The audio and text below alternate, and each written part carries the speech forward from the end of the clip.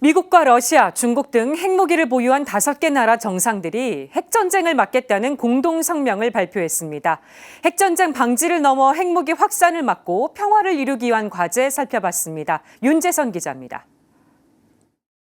이른바 핵클럽으로 불리는 미국과 러시아, 중국, 영국, 프랑스, NPT 핵확산 방지 조약이 공인하는 핵 보유국들입니다.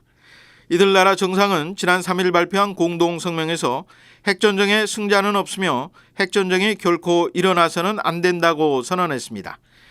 핵무기의 사용은 전쟁을 예방하는 방어적 목적이어야 하고 핵무기의 추가적 확산은 예방돼야 한다고 강조했습니다.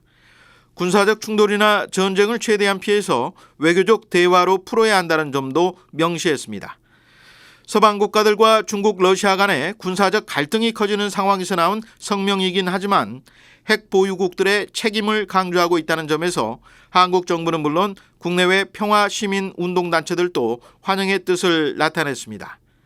하지만 핵무기를 방어적인 목적으로 사용하겠다는 건 핵무기 없는 세상이라는 인류의 요몽과는 거리가 멀다는 지적이 나옵니다.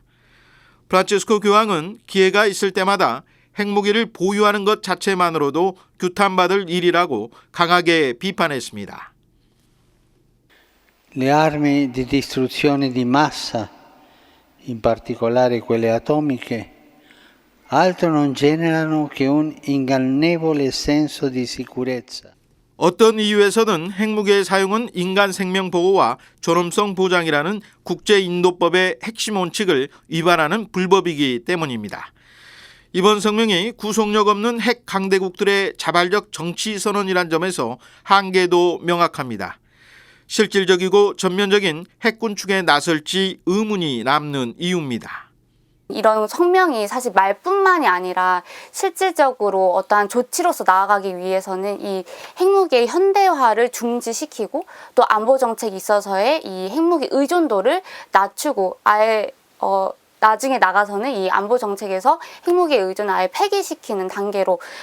이를 위해선 핵무기 금지 조약 TPNW의 가입과 비준이 필요한 상황. 핵무기 금지 조약은 핵확산 방지 조약 NPT와 달리 핵무기를 불법 무기로 규정하고 있으며 핵무기 없는 세상을 추구하는 조약입니다. 지난 2017년 7월 UN 총회에서 교황청을 비롯한 122개 나라의 찬송으로 통과됐고 50개국 이상이 비준함에 따라 지난해 1월 공식 발효됐습니다. 하지만 미국, 중국을 비롯한 핵 보유국들은 물론 실질적 핵무기 보유국으로 평가되는 인도와 파키스탄, 이스라엘, 북한 등 9개 나라는 서명하지 않았습니다. 한국과 일본 등 미국의 핵 우산에 포함된 국가들도 현실적인 이유를 들어 가입하지 않고 있습니다. 한국은 한반도의 완전한 비핵화를 이 판문점 평양선언에서 천명하지 않았습니까? 그런 점에서 이 한반도의 완전한 비핵화를 실현하기 위해서라도 이 핵무기 금지 조약에 하루빨리 비준해야. 한국 정부의 핵무기 금지 조약 가입은 한반도 비핵화 추구의 정당성을 확보해 비핵화 협상 과정에서 북한의 참여를 이끌어내는 계기가 될 수 있을 걸로 기대됩니다.